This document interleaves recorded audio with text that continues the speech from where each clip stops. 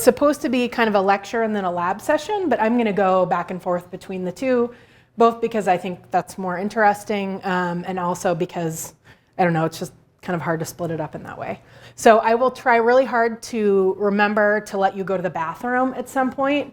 I might forget. So, you know, if you get to the point where you're like, I've had too much sweet tea and I really have to go to the bathroom, just please stop me and remind me because I'll get going and lose track of time. Okay, so where are we going today? I kept asking Jim, well, should I present on this? And he was like, yes. And I'm like, well, how about this? Yes. Well, what about this? Yes. So I'm going to try to fit a lot into a small amount of time, which means that I had to sacrifice some depth for breadth in some areas. So if you have follow-up questions or if something's not clear, please stop me in the middle. But where I'm going to try to go is, first of all, common measures, common egocentric network measures, and when you should use them. We'll also talk just briefly about data management for ego networks. We'll talk about regular old regression with ego network variables. We'll spend a bit of time on multi-level modeling. How many of you already know how to do multi-level modeling? Oh, a fair number. Okay, that's good. So then some of that may be a review. And then if we get to it, I'll talk about ego network dynamics. So that's the part that I'm willing to sacrifice if things go slower than I hope. Okay, so we'll start with common measures. You have already been told about name generators and name interpreters, right? So the general idea of ego networks is that you use these series of questions to elicit some names. And then that essentially defines the boundary around your network or what kind of network you're studying. And then you ask a series of follow-up questions about each alter. And those are called name interpreters. And that's how you gather information about the alters. And then ideally, you would also have information about alter-alter ties, right? Or how alters in that network are connected to one another. So when we think about ego network measures, we're going to break them down into these three types, right? So one is characteristics of ego-alter ties, or the relationship between egos and alters. So something like, how close are we? How much do we fight? How much do we have sex, right? You can think about all the different things that we might do or different characteristics of our relationship. So there's one set of measures that describe that tie. There's another set of measures that describe attributes of alters, right? So alter gender, alter race and ethnicity, alters behaviors, right? So we sometimes want to characterize what's contained in the network in terms of what we have access to from our alters. And then finally, we have alter-alter ties, which form the basis of most of our structural measures, like density or efficiency or effective size, right? So I'm going to talk about them in these three ways. So we'll start with ego-alter ties. You all have heard, I'm sure, a bunch about degree already. And this is just the number of people in your network, the number of people that you name. And in ego networks, these are always direct ties, right? So that's one disadvantage of ego network analysis, is that you can't measure ties that aren't there, right? So we assume that degree is all direct ties to alters. In the literature, degree is probably one of the most widely and heterogeneously used network measures. Often it's the only sort of semi-structural measure that people have, so it's maybe a little overused. But we can interpret this as a measure of how socially integrated you are, right? If you have more ties, then you're attached to more people, you get more love, you feel closer to the group. It can also be, it can also reflect social capital or the kinds of stuff that you have access to. Or social activity, right? Just how active you are versus something like social isolation, or prominence or popularity, which is, I think, what Ashton mentioned. But one thing that's really important to keep in mind about degree is that whether having a large network is bad or good depends on what you're getting more of, right? So you could count the number of drug users or the number of smokers or the number of people that don't use condoms in your network. And in that case, having more of those is not so good, right, in theory. So it's always really important with ego networks to understand what it is you're measuring and why you're measuring it, and to have a really strong sort of theory and idea about what the mechanism is, right? What actually is the social mechanism that you're trying to understand.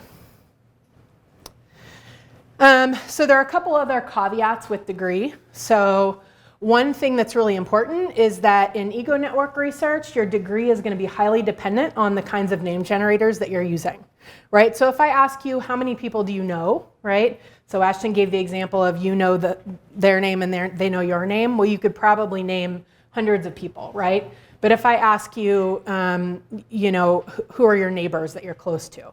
You might name like 2 or 3 people if you're lucky, right? So size is highly contingent on whatever name generator you're using, particularly if you have numeric limits, right? So if you say name up to 5 people, right? So you have to remember that those networks are going to be truncated on one end. So typically what we think is that you can compare sample size, or sorry, network size within your sample, but not between samples, unless data were collected in exactly the same way, which is probably not true, right? So even like with the GSS over time where they're using the same methods, there's been issues. And so there was this, I don't know if you know about this big claim of Americans are socially isolated, blah, blah, blah, and then it turns out there were all these methodological reasons why people named fewer ties, right? So it's just really can be treacherous to try to compare network size across samples. Also, you have to be careful if you're using multiple name generators that you're not double counting. So, you know, you might say, who are your kin? And then you might say, who are your friends? Who are you close to? And people are going to name the same person multiple times. Just make sure you don't double count them. Seems obvious, but you'd be surprised to what I see. And then another thing to remember is that you don't have to count all kinds of ties, right? So it could be that you know, you want to know how many drug users that person knows. And that's a totally different measure that you would use for different purposes than, say, how many people did they name overall, right? So you can sort of slice the network into different sort of sub-networks, depending on what your research questions are. Okay, questions about degree? No? Okay. Another really common measure is multiplexity. And you'll have probably heard of this, but it's just overlap in the things that our ties do for us or the way that we're connected to those ties. So you've probably heard of Feld's theory of foci of activity. So once you start interacting with someone in a given context or for a particular purpose, sometimes you develop sort of higher order relationships with those people. So, you know, for example, you know, I work at Indiana University. There's some pretty cool sociologists in my department. And then over time, I've become friends with some of them, right? So those are now multiplex ties because I consider them both a friend and a coworker. And so multiplex ties end up being really important because they're affectively stronger. We like those ties better, right? Which makes sense. And then we're also more motivated to maintain those ties. So we want to keep them, right? And so those tend to be among our most stable ties. There's been a lot of really interesting research on multiplex ties and the effects of having multiplex ties on egos. So for example, people with lots of multiplex ties have higher self-esteem, they have better psychological adjustment, they're more satisfied with their relationships in general, right? So you can think about all the different ways that you might want to use multiplexity in your research if you're studying health, right? So in terms of how we actually measure it, we can examine the frequency or presence of specific types of multiplex ties. So certain combinations can end up being pretty important. So for example, you can look at what's called family members. We did this like cute little paper on this. So it turns out that when you say, check all that apply, you know, how are these people related to you? Some people will check that they're a family member, and then they also check that they're a friend. I don't know what your families are like. I think that applies to like one person in my entire large family, right? So there's something really important and interesting about those people that we are willing to designate as both friends and family members, right? And so we could look at things like who has these kinds of ties, and you know, what are the characteristics of ego or of relationships that predict whether those kinds of multiplex ties exist. So it turns out that women tend to have more of these family ties, right? We can also use multiplexity as a measure of tie strength by just counting the ways that people are connected or the types of functions that alter has, right? Or how many types of support, for example, they provide. And so typically the more ways you're connected or the more different kinds of support, instrumental, emotional, information and advice, right, the stronger that tie is. So it's been used in that way in the past. And so we find, for example, that higher multiplexity ties are less likely to dissolve over time.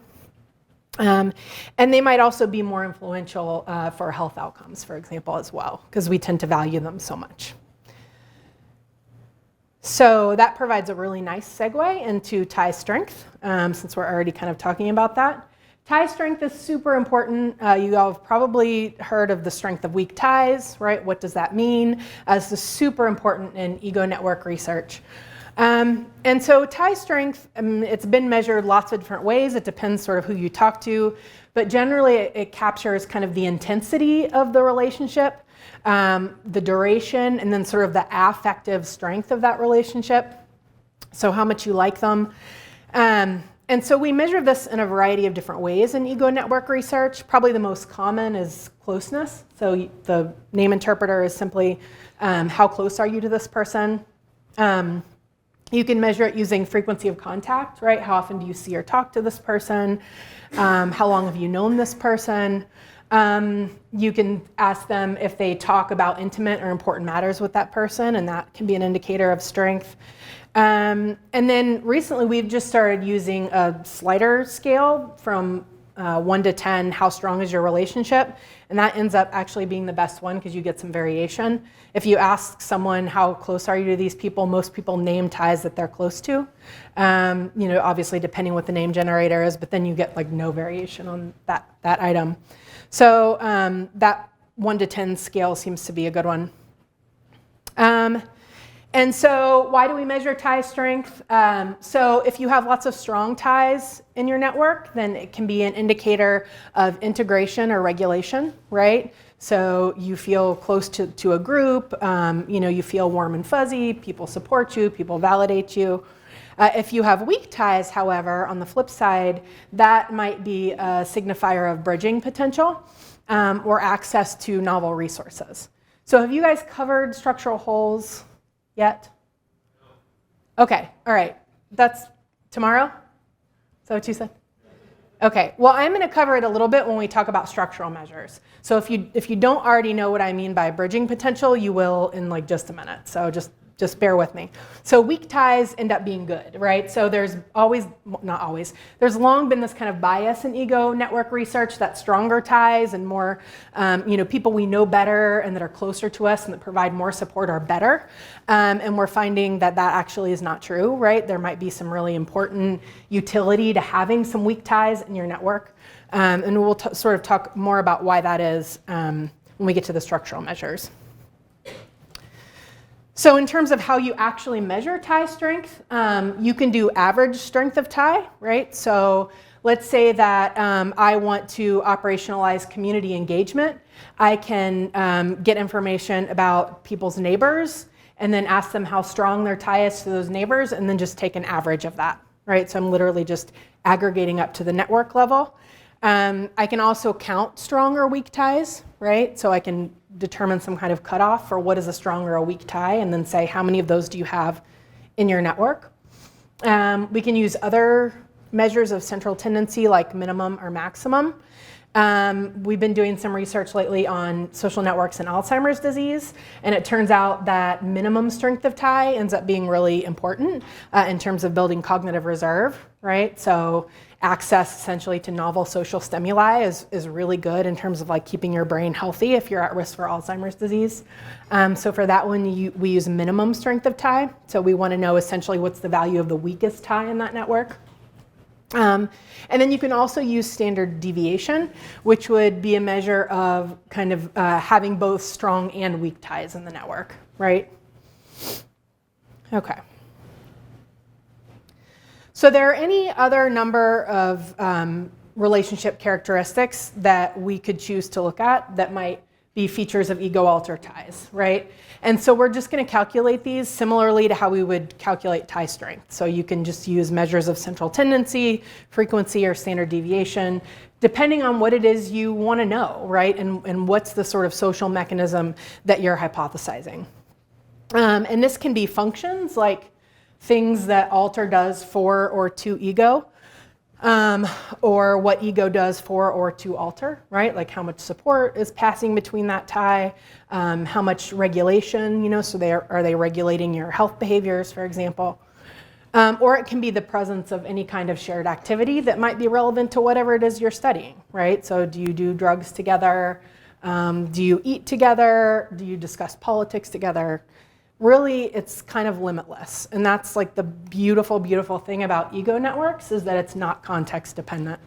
So you can really ask about any kind of tie that you're interested in and that you think is relevant for your outcome of interest, right? Okay. So the second sort of category of measures is alter attributes. So these are going to be characteristics of alters.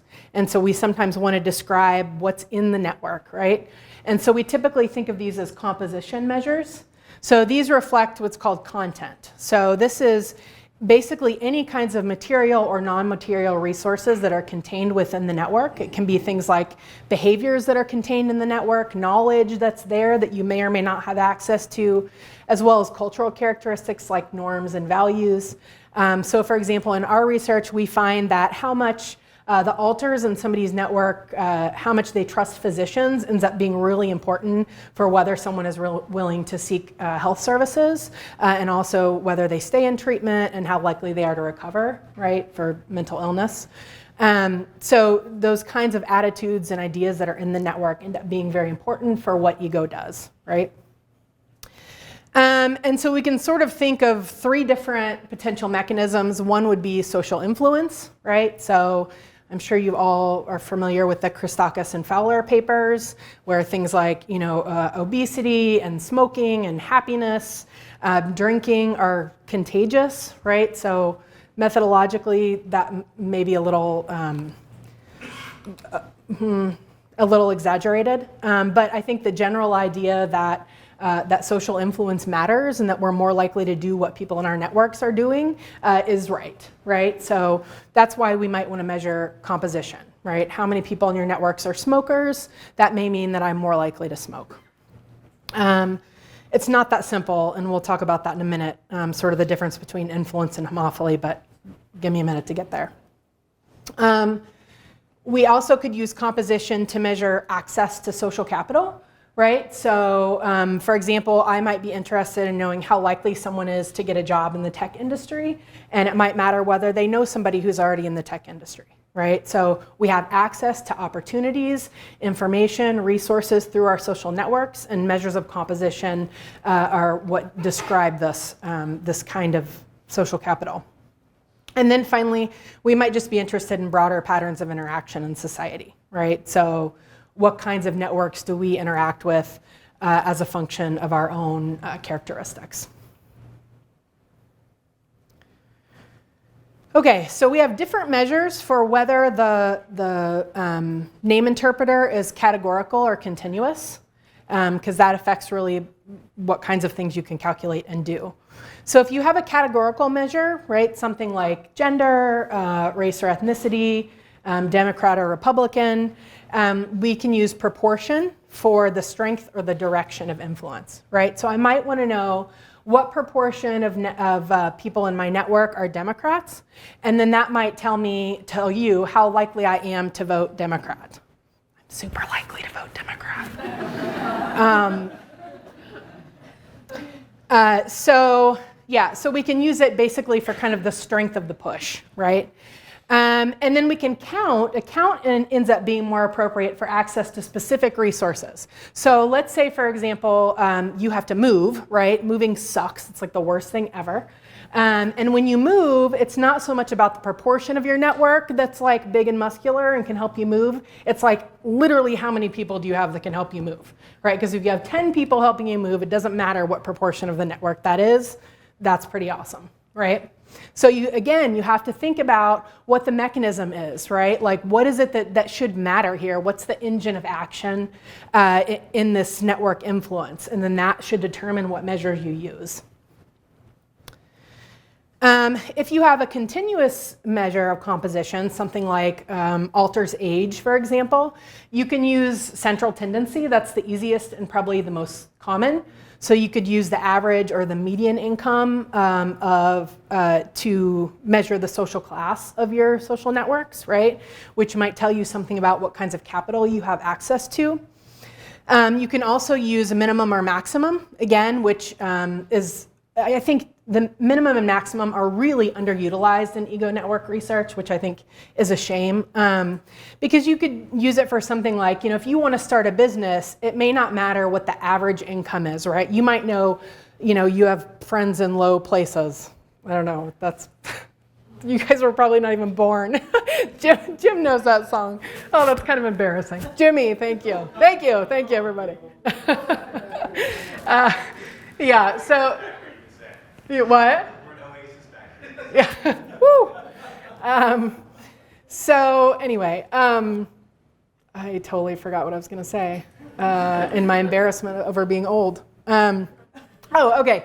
So on average, you might have lots of really poor people in your network, right? But if you're interested in starting a business, you really just need like one super mega rich person, and then you're good, right? So you might want to know the max income in your network, not the average, right? Because the average may not really reflect what it is that you need to start that business, right? And then you can use standard deviation again for sort of diversity, right? So you could use standard deviation of income for exposure to lots of different ideas, right? And so there is this idea in network research that it's good to both know, people who are working class and also people who are upper class, so that you can talk about, football, and then also be able to talk about, high art or something, fashion. I don't know what rich people talk about. But that's important, right? Because then you have multiple skills. You have lots of different kinds of skills. So that might be a value. And again, what are you measuring, right? Like, what's the engine of action here? That's really important. Okay, another thing that we're really interested in often is what's called ego-alter similarity. People often call this homophily, which is a misnomer because homophily is really only one mechanism of ego-alter similarity. So we want to be careful to try to distinguish those, even though in practice you often can't. But so there are three potential different mechanisms of me being similar to my alters, right? So one of those is preference. So people tend to like to socialize and form ties with people that are like them, right? And so that's homophily. This is like the birds of a feather flock together. And so there's lots of different reasons for this. There's been lots of research on why we prefer homophilous ties. It's easier to talk to people that are like us. People have implicit biases, right? I'm a sociologist. And then there's even some like weird evolutionary biology stuff about how like we prefer insiders and we have this instinct to fear outsiders. I don't know. So I'm trying to be interdisciplinary here, but anyway, there's lots of reasons. It's just true. We just prefer people that are like us. So another mechanism of ego-alter similarity is availability. And so this is the idea that we tend to socialize and form bonds with people that we come into contact with on a regular basis, right? And so this is relevant to the RDS example as well. So for example, we know that there's de facto racial segregation in the United States. And so, if I'm white, I largely have access to other white people. I largely live and work with other white people. And so that influences who I have access to in terms of, do I even have opportunities for developing cross-racial ties, for example. So yeah. And then the third mechanism is influence, right? And so this is the idea that people become more similar to their alters over time, right? And we already talked a little bit about social influence. Obviously, this only applies to achieved statuses, right? Attitudes, decisions, behaviors, not to ascribed statuses like race or ethnicity, although you could argue that identity might be influenced, but it's not going to change your, I was going to say something about gender that I'm just not going to say. Anyway, so three different mechanisms of similarity that are very different, but that can look the same when you're just putting stuff into a regression model, right? So how do we want to use these? Why is ego-alter similarity important? So if we're thinking about something like political polarization, homophily sort of insulates egos from outside influences, and it reinforces our in-group biases. So we might find that if people are interacting in more homophilous networks, politically homophilous, that would contribute to political polarization, which is in fact what we find when we study Twitter and Facebook networks. It's not the Russians, it's homophily. If we're interested in something like health, we know that homophily is very identity affirming. And so we feel the sense of comfort and belonging when we're around people that are like us. And so we could predict that this would have a positive effect on health outcomes, right? Psychological distress, happiness, quality of life, things like that. Somebody had their hand raised. Yeah, do you have to go to the bathroom? Okay. I'm just curious about your opinion on which of those three in your previous slide, which one comes first, preference, availability, or influence? Are there any sort of like developmental things that we know? Because it seems like, which one comes first? Yeah, so that's like, I don't know, major problem for sociology that I'm not going to solve and never will. But I mean, I would prioritize structure, right? So you can't choose to hang out with people that you never meet. So probably first is the structural aspect. And then, and then the other is just some combination of influence and homophily. And it's really hard to tease those out. Even with longitudinal data, it's hard to tease those out because the network starts somewhere. So unless you're in a situation where you're just like throwing people into a network anew and then seeing what develops over time, people are going to come into the network with their own predispositions and biases and whatever. So they're really hard to disentangle. So what we try to do in ego network research, in addition to having longitudinal data and trying to control for stuff, is we do try to adjust our measures for the structure, right? So, kind of what their community looks like. And there's a variety of different ways to do that. Some are better than others. And I'm going to talk about that here in just a minute. So it's kind of the best way that we know for adjusting for who you have access to. But that's a really good question and just a really hard question. Yeah. Yeah, no, I know. I think Jim did his dissertation on this in like 1933 or something. So he'd probably be the better person to talk to. I'm just trying to make myself feel younger because, okay. And so I find this a little tenuous, and I probably should have taken it off the slide because I'm not sure I believe it, but there's been this really interesting research too on using homophily to impute ego characteristics. So like people are super willing to talk about how slutty their friends are, but they won't talk about their own sluttiness, but then like slutty people tend to hang together. So people have literally said like, oh, you can tell someone's sexual orientation on the basis of how many people in their Facebook networks are gay, whether or not they admit to being gay. So, I mean, I don't know if I believe it or not, but I guess in theory you could do this, right? Probably Ashton can come up with some like really complex probabilistic model, and I'll leave that to him. And then obviously we might use ego-alter similarity to measure social influence over time, right? So you start out with this kind of attitude, and then as a function of what kind of network you're in, how do your attitudes change over time? Realizing, of course, that we can't control who people choose to hang out with, but so it goes. So the sort of simplest measure of ego-alter similarity, if you have a categorical outcome like gender or race and ethnicity, is proportion same as ego. This is really simple, right? If you're a woman and 3 out of 4 of your alters are women, then it's 0.75, right? I'm not going to talk too much about how to calculate a lot of these measures because I've got the formulas on here and I have examples in the slides, and I assume that all of you took like introductory algebra at some point in your life, and so you probably can figure out how to calculate them. But yeah, if you have questions, then I'm happy to cover those. Another option is the EI index, and this is just very simply ego's propensity to have ties to alters that have the same characteristics as them.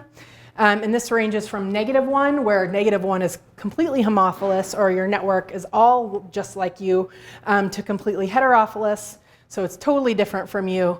And this is the formula. So it's just very simply the number that are not like you minus the number that are like you over total network size. Okay, simple to calculate. But as I was saying, homophily is of course dependent on the availability of alters, right? Of these different kinds of alters. So what we can do is we can treat the distribution in the community at large as an expected value in a null model of no homophily, right? So in other words, given that our community looks like this, X proportion of men, X proportion of women, what would we expect my network to look like if I wasn't preferentially choosing to hang out with women? So if my neighborhood is 75% white, what's the expected number of white ties given the lower availability of minorities in my neighborhood, right? So this is really easy to calculate. Also, I actually don't know if it's phi or phi. I was not a sorority girl. That's probably really shocking. Does anyone know if it's phi or phi? Phi? That was my inclination. Okay, so the first step is just calculating the expected value. And so, for example, if degree, or the number of people that I name in my network, is 12, and my neighborhood is 75% white, I'm going to expect 75% of 12, or 9 white alters and 3 minority alters. And then I can calculate a chi-square, right? Which is, you've all probably done this before a long time ago, where it's observed minus expected values. And so then you get here for this one a sum of 0.44. And then we just normalize it so that it ranges from 0 to 1, where 0 is less homophily and 1 is more homophily, given sort of what's available to us in the community. So here, in this case, I had, what did I do here? I expected 9 white ties and I had 10, right? So I expected 3 minorities and I had 2, right? So it gives me a phi of 0.19, which is not super homophilous, right? So given what I had to choose from, what I actually have, so 2 minorities and 10 white people out of 12 is not that different, right? But if we were just calculating percent white, then it would make it look like I was really homophilous, right? Like I really preferred to hang out with white people, but really we can see from the phi that it's just largely a function of what's available to me in my neighborhood. So the sort of tricky thing about doing this in the real world is figuring out what your community is, right? So if you're like, sampling people from a workplace, it's super easy, right? It's just, you just look at the racial or whatever composition of that workplace. If you're in a community, it's harder because typically the best that you'll have is something like census tract data, right? Which is better than not adjusting at all, but obviously there are going to be like pockets of difference within that census tract, right? But still, it's better than not adjusting for it at all. Questions about that? Yeah.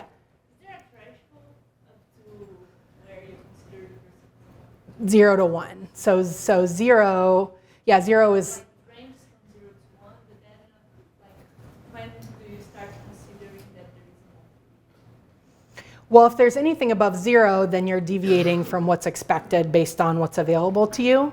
So anything above 0 is some homophily, right? But there's no real cut point for yeah, this person's super racist or not. It's just that doesn't exist, right? So again, it's this kind of thing where it's probably better to compare within your sample than it is, to try to make some generalized statement about how racist your sample is, right? More like this person is less racist than that person, therefore this person is more likely to vote Democrat, right? Or whatever you're interested in, right? Okay. Whew. I hope there are no Republicans here. Oh, okay. Sorry, Jim. Okay, so ego-alter similarity, if you have a continuous measure, right? So something like age, you're going to use average Euclidean distance. And this is just the mean squared differences between egos and alters. It's super simple. It's literally just standard deviation around the ego. So typically when we think about standard deviation, it's around the mean. This is just standard deviation around the ego, right? So super easy to interpret, and you all should be used to it, right? So the higher the value of that, the more dissimilar the alters are from the ego, right? So we might be interested in, you know, sort of the age diversity of someone's network, right? So am I friends with, you know, lots of older people, but also friends with like some teenagers, which is a little creepy. And so the way this is the formula for this. It's pretty self-explanatory. K is each alter, A sub K is the age of alter K, and E is the age of ego. So literally this should be familiar. It's just the formula for standard deviation, except that it's around ego and not around the mean. Okay, so I'll let you guys figure that out later. Okay, so for alter attributes, we're also interested in heterogeneity. Sometimes we can call this range. And this is essentially similarity of alters to each other rather than similarity to me, right? Similarity to the ego. And range is really important for lots of things. So it provides access to a larger set of non-redundant social resources, right? So if I have a network that's got lots of different stuff in it, that can be really good for me.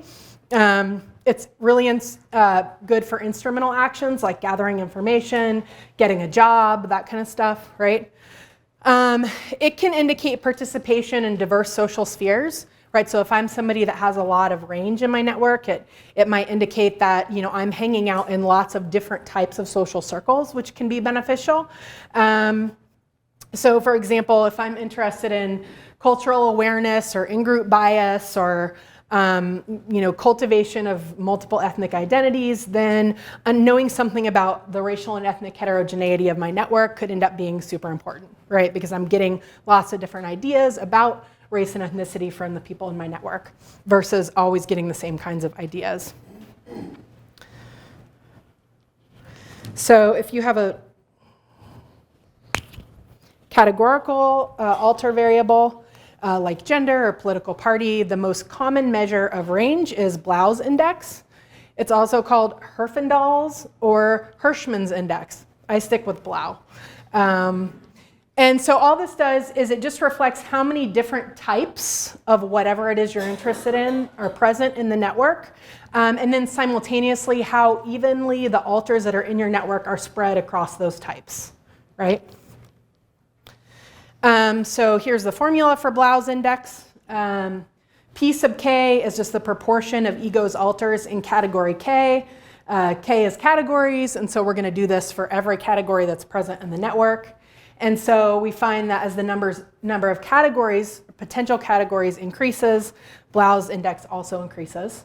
And so if you want to think about sort of what's the potential range of blau in my sample, or for whatever problem I'm interested in, it's 1 minus 1 over the total number of categories, right? So if I'm looking at political parties, if I have Democrat, Republican, and Independent, then it's going to be 1 over 1 minus 1/3, or 2/3 is going to be the highest potential, 0.66 blau in my network.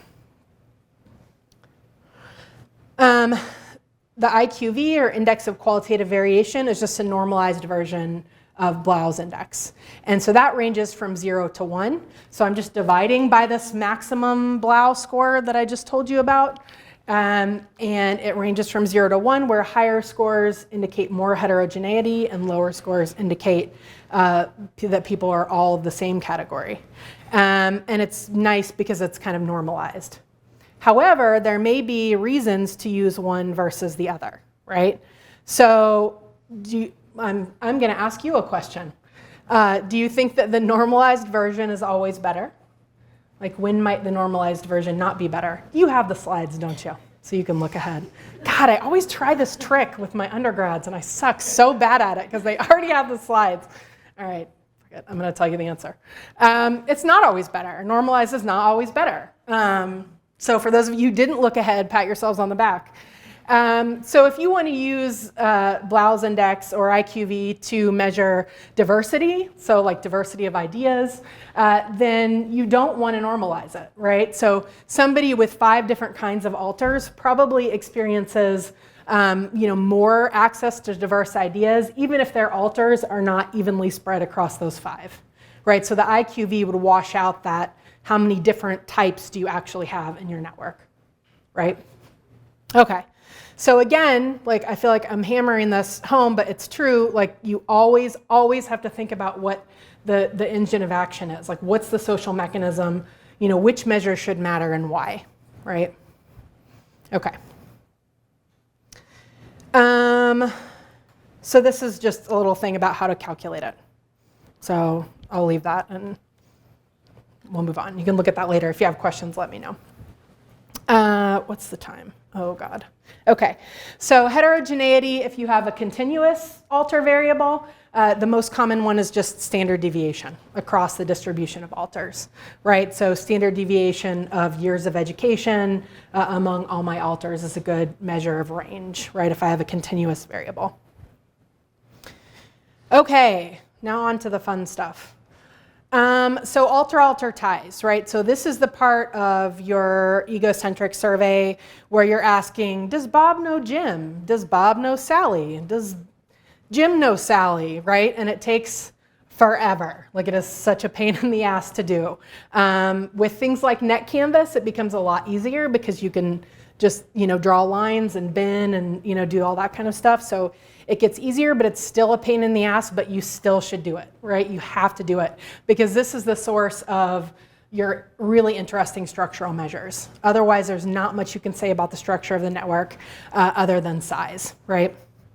Okay, so assuming you've collected alter-alter ties, these can be binary or valued. Usually they're binary, or at most you might have 3 categories because it takes so long to do this. I wish I had the picture of like the function.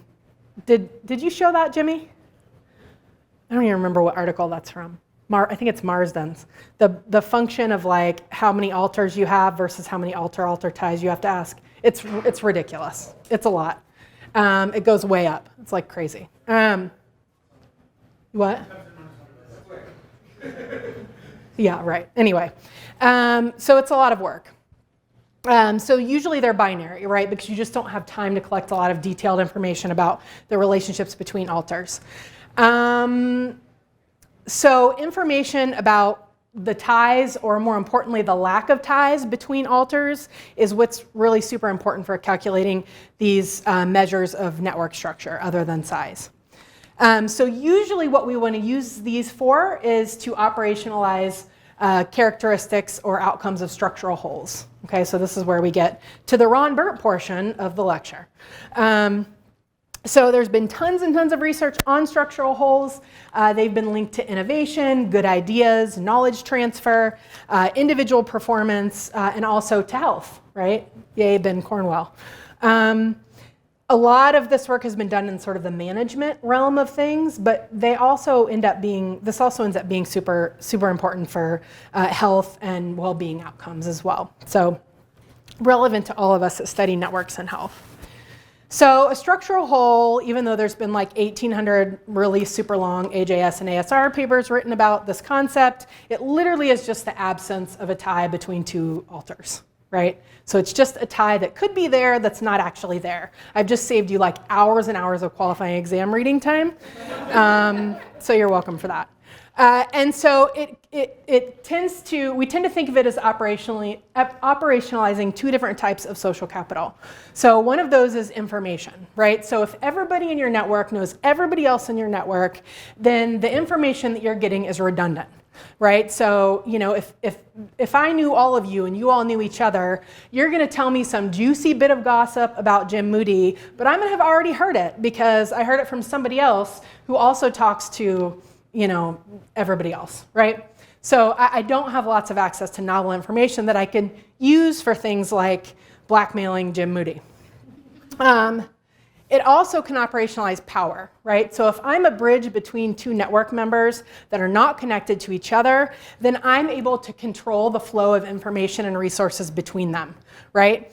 And I'm not as constrained by those alters. So if I was thinking really deviously, if my network ties don't know each other, then I can lie to them about each other, right? Or about myself. I can present myself differently to one alter than I do to another, and I can play them off of each other.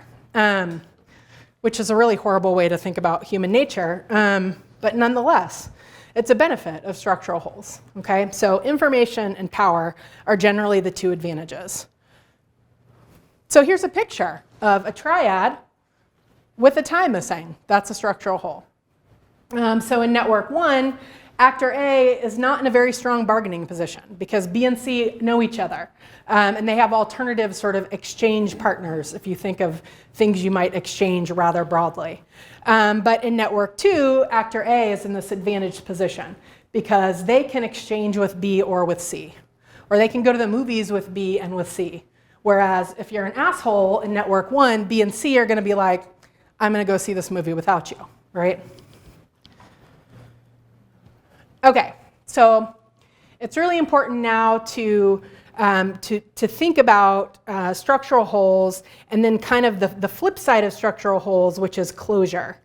And so Coleman came up with this theory of closure, and it's basically the converse.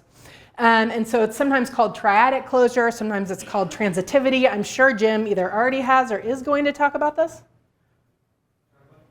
Tomorrow. Great.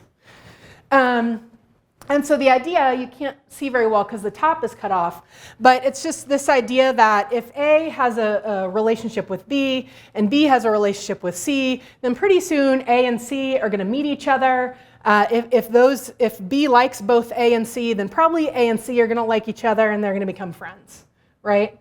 They could become enemies if they're both enemies, right? So this is the frenemy, friend of a friend is an enemy, enemy of a whatever, right?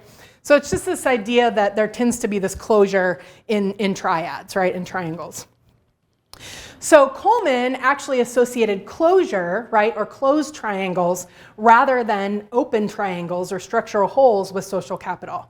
And so he argued that closure is indicative of basically shared social norms that can effectively guide a person towards pro-social behavior. It's associated with interpersonal trust, social cohesion, being obligated to the group, right? So all these things that are really great about social interaction. But what's interesting is that even though there's been lots of papers written about structural holes and about closure, and they don't always talk to one another, it's really the exact same mechanism, right? It's essentially constraint. And it can be beneficial or not, depending on the context, right? So, you know, in some cutthroat law office, then maybe, you know, bridging a structural hole is a really good thing for you. But if you're interested in getting your health needs met in a kinship network, then closure is better for you, right? So again, always dependent on what the social mechanism is. Don't assume that one or the other is better. You actually have to think about what that mechanism is and what it is you're measuring. These are also analogous loosely to bridging and bonding capital, right? So you might have heard these terms as well. Bridging capital is more consistent with structural holes. Bonding capital is more consistent with Coleman's theory. Okay, questions about structural holes before I move on to measures of structural holes? There's more. There's more about structural holes. Questions? You generally understand the theory? Okay, don't be shy. No? Okay. All right, so density. You've probably all heard of density. It's probably the most common structural measure, aside from size, which is kind of a structural measure, but anyway. So density is just a measure of how many of ego's alters are connected, controlling for network size. So how many of the potential ties that could be there among my alters are actually there. And so this has been used to measure sort of the strength of the social safety net. We've used it that way a lot, right? And so metaphorically, you can almost literally think of a net that's either really tightly bound, right? Or it's loosely bound and there's some holes in it. So it ends up being really powerful in combination with composition as the normative pressure to conform. So there's this super interesting research about contraception use in Kenya, where they measured how many of a person's network members use contraception. These were women. And then they found that it didn't really matter how many women in your network used contraception unless you were in a dense network, right? So if there are lots of people using contraception and they're all talking to one another about how awesome contraception is, then you're super likely to use contraception yourself, right? So this density measure, and in fact all these structural holes measures, are often super interesting in interaction with more compositional type measures that tell you about the strength or the direction of the push, right? So density also can be indicative of more redundancy of information and resources. So it's also kind of a lack of structural holes measure. So for example, there's some really interesting research from the early 80s that suggested that after a divorce, if you have an ego network that's low density, then you're more adaptable and you're more resilient after the divorce because you have access to lots of different pockets of information, lots of different social circles, people you can hang out with. It's not just a bunch of people that used to know your wife, right? Okay. So super easy to calculate. There are two different formulas, one for undirected ties and one for directed ties. In principle, in ego network research, you're pretty much always going to have undirected ties. Like only in really specific circumstances will you both ask whether alter 4 gives advice to 5 and 5 gives advice to 4. There's just no time for it. So in principle, you're almost always going to use the top. And T is just ties and N is network size. Okay? So this over here represents a pretty sparsely knit network with only 3 of 42 potential ties available. So density is 0.14, so pretty low. Okay. Effective size. So effective size is essentially measuring this concept of redundancy, right? So this idea that the resources or the information that's coming through the network are redundant or that's old information. I don't have a lot of access to new stuff. And so redundancy is literally ties where alters can be reached through lots of different pathways, right? So I might be getting that information both directly but also indirectly through like 18 different sources. Alternatively, we can sort of think of it as how many different sort of pots of information an ego has access to. So it also can convey something about ego's total impact. If it sounds like all of these measures are like a little bit wishy-washy in terms of like what they actually are and measure, then that's totally true. So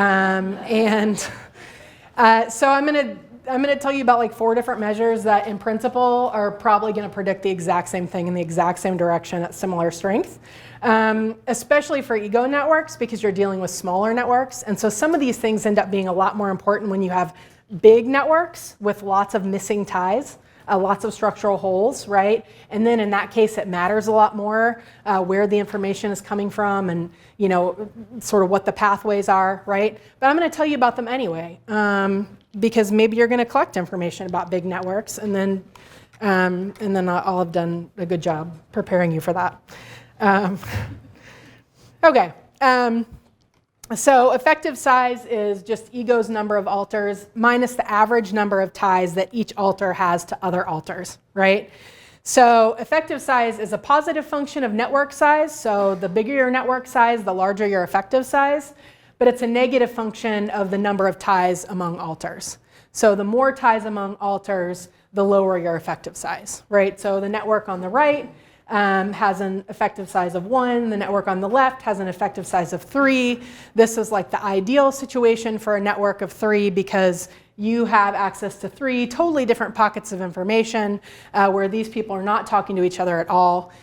In this case, you know, the information that you're getting from B might actually be information that you've already gotten from D or C, right? So that's basically what it is. This is the formula. N is network size. This is kind of a pain in the ass to calculate. D sub j is the number of ties that alter j has within the ego network. So remember, it's a function of how many ties the alters have to other alters. It really sucks to calculate it. There's an example here for if you're like I don't know, a masochist and you really love doing algebra problems in your spare time. But eNet will calculate it for you when it works automatically, right? So a lot of these are really difficult to calculate if you just have raw data, but we can use R also has some measures, some packages. I don't really like them for reasons we can discuss later. There are just not a lot of measures available, which is why I continue to use eNet, even though it's unreliable at this point. Steve promises he'll fix it. So efficiency is really similar to effective size, except that it's normed by the actual size. So what proportion of egos, ties to alters are non-redundant, right? And we can sort of think of it as social capital per unit of relational energy, right? So I'm investing in forming these ties and maintaining these ties, and what am I getting back from them, right? If they don't know a lot of other people, then I'm being really efficient in selecting ties where I'm getting, these unique pots of information. But if I have a bunch of ties where everybody knows everybody else, then I'm doing a shitty job of making friends, if all you cared about in your friends were whether they possess novel information. So that's what you can use this for, but it can be useful for things like determining ego's sort of social and political skill, particularly in competitive environments, like maybe a graduate program or, I don't know, whatever, business. Okay, and constraint is another structural holes measure, which just taps the extent to which ego's ties are to alters who are also connected to one another. Very similar to the others, right? So if somebody's potential trading partners all are trading partners with each other, then I'm more constrained in my options for trading with people and also for playing people off one another. So the kind of distinguishing thing about this measure that's important is that it reflects the degree to which egos that have lots and lots of ties may actually be losing freedom rather than gaining it because they become more constrained, because the alters that they're picking up are friends with lots of other alters, right? Or have relationships with lots of other alters. So that's the kind of unique thing about this. This is the last one, I promise. Hierarchy is another measure of constraint, except this one is kind of cool because it tells you the extent to which that constraint is concentrated in a single alter. So in other words, am I connected to someone who is friends with all my other friends? And therefore that person really constrains my behavior or my access to information because they're so tightly integrated into my network, right? And this can be useful because you can measure egos hierarchy, right? So the hierarchy of their network, but then you can also identify who that hierarchical tie is and determine, for example, whether that person has undue social influence or, more social influence on ego in terms of their behavior, right? So if I'm super constrained by this one person and that one person is really against premarital sex, right? Then I might be more likely to wait to have sex until marriage relative to someone, to the attitudes that I'm getting from another alter who is not as constraining, right? Who is not constraining me as much. Make sense? So this one's kind of a little bit more interesting. So, in practice, what you'll probably do is you'll create all these measures and then you'll throw them in a regression model and be like, oh, look, these all predict blah, blah, blah, blah. That's cool. Which one should I use? And then you'll email me and I'll be like, I don't know, maybe this one. But again, it all depends on your theory, right? So the key is to have a theory going in and then, hope that the one that works out best is the one that fits your theory, right? Yeah. Okay, sociologists win. Okay, so let's see, I'm trying to think. So I have you until 5, is that right? Until 5? Okay, so some of you are looking a little bit sleepy. So what I'm gonna do, this is like food coma time. You're all falling asleep. I'm sure it's not me, it's the tacos. So I'm gonna talk a little bit about conventional data structure and then I'll show you eNet and then we'll take a break, like a 10 or 15 minute break, okay?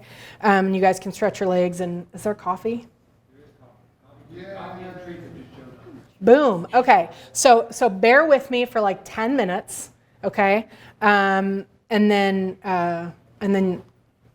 you know, coffee and treats. Does that sound okay? Okay. All right. So managing egocentric data, this is just a really practical matter. So if we think about sort of the conventional data structure, so, you know, data when we work with it in Stata or R or whatever is typically in a 2x2 matrix where rows are cases or observations or people.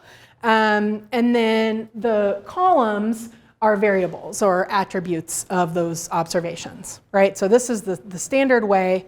So then the question is, how do you store ego and alter data, which is inherently multi-level, right? So you have characteristics of egos and of networks, but then you also have characteristics of alters and of ties between egos and alters and ties between alters. How do you store this? It's a problem.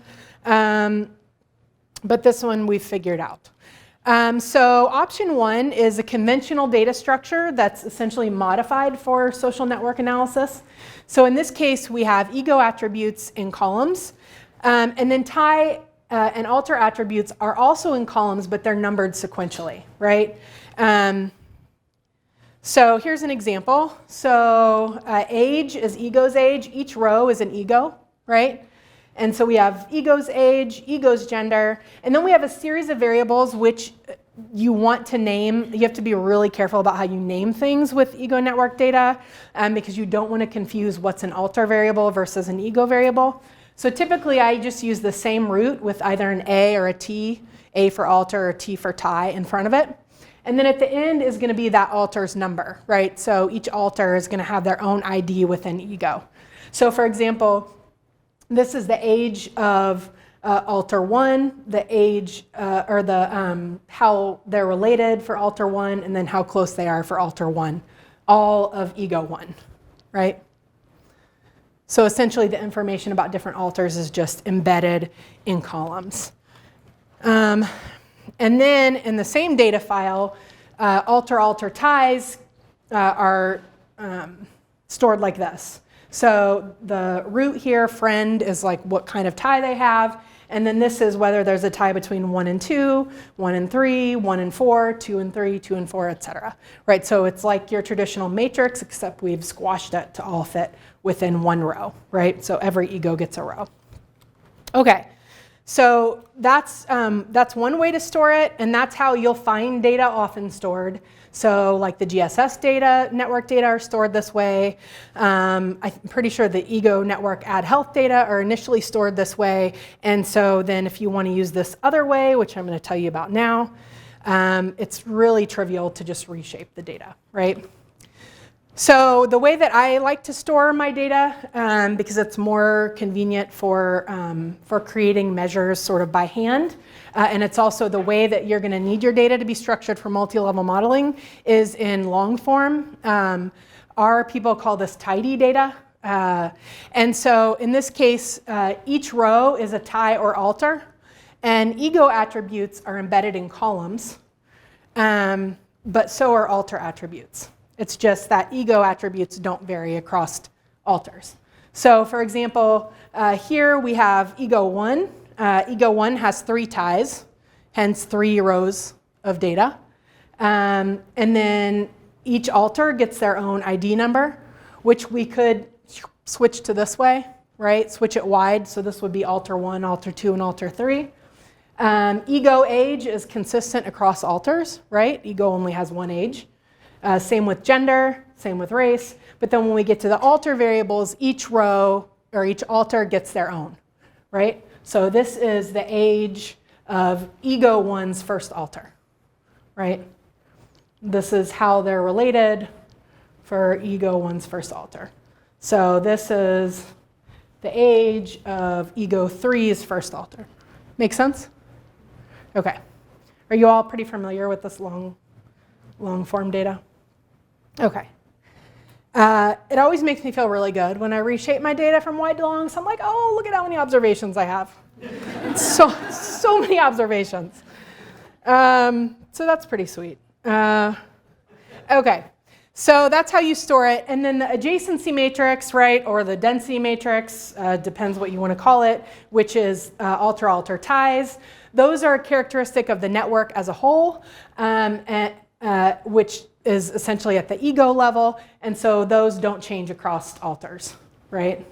So you get the same value across alters. You can segregate those out into a separate matrix if you want to, but you typically only do that if you want to analyze each ego network separately, right? Which I never want to do that, but you might want to do that. So you can transform ego network data back and forth between long and wide, or messy and tidy, super easily with R or stata's reshape command, right? So I don't remember if I put an example of that in your R file, but it's super simple. Okay, so I now could show you eNet, or you can get coffee. Which do you prefer? Huh? Snacks? Okay. All right, so this means you have to put up with me for like an hour and 45 minutes, though, in a row. Are you going to be okay with that? Although there will be more like hands-on stuff in the second part. Good? Okay. All right, go. Get some coffee. Maybe you come back at 20?